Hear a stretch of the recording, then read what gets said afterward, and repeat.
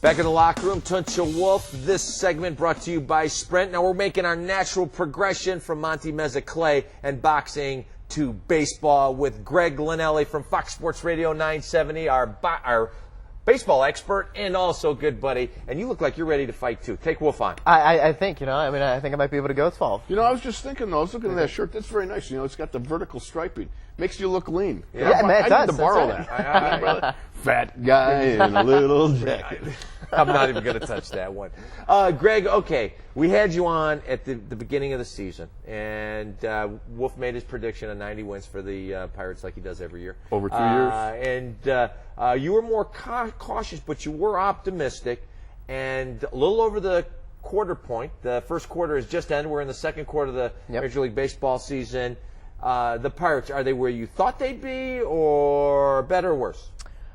I thought they'd be a little bit better because of the lineup. You talk about Adam LaRoche and what he brings. He's really struggled. The hitting up till this last series against Cincinnati really hasn't done much. And I think people expected more from Zach Duke and Paul Maholm. I mean, those are two guys that the Pirates were relying on to help them out in terms of that rotation. So they've been a disappointment.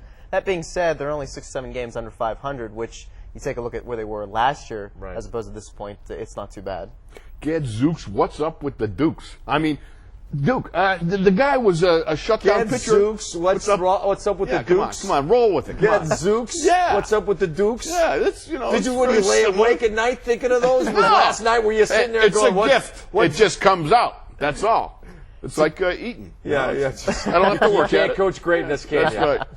So tell me about Zach Duke. You look at him; he was a shutdown machine 2 seasons ago, and now it's like he's just getting shelled. 2 years ago, you mentioned 8-2, and he had batters just baffled by his stuff. I mean, he changed mechanics the next year when Jim Tracy and his staff took over. And you read in the paper a couple days ago that he's gone back now to his old mechanics. That, I think, is part of the issue. He's just not comfortable. And the thing with Zach Duke, he doesn't have great stuff. So when you don't have great stuff, you can't get away with certain pitches. Ian Snell has great stuff. If he throws one down the plate, he might get away with it. But if you're Zach Duke, you have to be so pinpoint with your control. He's not done that. It's been a real mystery. He's going back to his own mechanics. We'll see if that works out. Do you have a rhyme for Gorzelani? I mean, because you got this Gadzooks going. Speaking of surprises the other way, or is that a surprise to you? Well, I think when you take a look at upside, no. Tom Gorzelani is a guy that has, again, good stuff, 91 to 92, mile-an-hour fastball, good changeup, good slider. And he was a highly touted guy when he got drafted, second-round pick. So it's not so much a surprise because this guy now is 24, 25 years old. He's been in the system a couple years. You expect this. So it's been nice to see because guys like Maholm and you mentioned Duke just aren't pitching very well. Now, let's talk about Maholm. Is he similar to Duke? I mean, he, has to be pinpoint. No rhyme there. Yeah. No, there's no. He's very similar. I'm sorry. I'm sorry. I'm going after. He's totally upsetting my mojo here. You had it going. I had it going. You only had one. You came with one. Well, hey, I'm looking at you. This guy here, look at lane break. Did you forget your SPF there, bud? What SPF? You look like you're sitting front row. Hey, I was cutting limbs down all week, man. Yeah, I was working in the lawn, something you don't know anything about. Excuse me. I was just out there the other day mowing away. Says you. Yeah. Go ahead, Greg. Paul Maholm is a guy that's very similar to Zach Duke. Same stuff-wise, 88 to 90.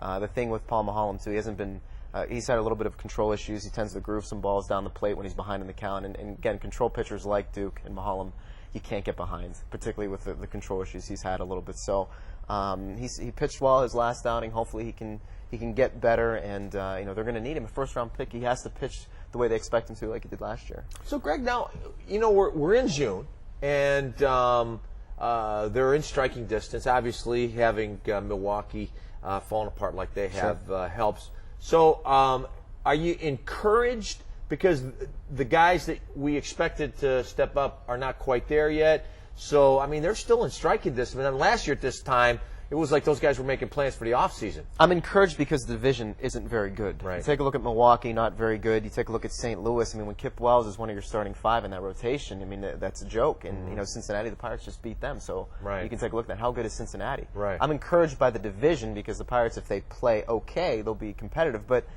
again, some of the questions they had coming in, Chris Duffy, I mean, he's kind of struggled this year. You had some other guys, Polino, he struggled this year. So I think you have to wait and see. Hopefully some of these younger guys start playing the way the Pirates expect. If they do that, then you can start talking about competing a little bit.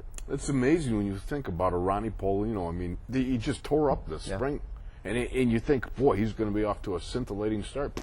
Bupkiss. It doesn't happen. But the good thing about that is Ryan Doumit, when he's gotten the opportunity, has played well. Maybe puts a little pressure on Paulino to hit better. He's swung the bat better. Right. But defensively, too, he's been a little shaky. How is Doumit? Didn't he take one in the gourd things the up. other I think day? he's going to be okay. Just a matter of, day-to-day thing. But he's another guy. You get his bat in the lineup, and Right. he's hitting .333 right now. And he's a guy that's coming up through the minor leagues can hit. So I think the positive from all the struggles they've had, you find out about a guy like Ryan Doumit, and he's helped the lineup out tremendously. Let's take pleasant surprises. Would it be Doumit as your number one guy, or A sandwich showing up on this show would be a pleasant Yeah, surprise. that's- Occasionally, I think you know? Doumit, because I think he was so far down in terms of the confidence the coaching staff had in him. I mean, he's at least made a case now where Nady at some point moves to center field and gets Doumit some playing time in right field. So I think Domit's been a pleasant surprise. Obviously, Gorzolani, you mentioned if it was a shock that he's doing so well. Not really, but a guy that's struggled in spring training. We talked about it, and here he is lining up right now, ERA in the top 10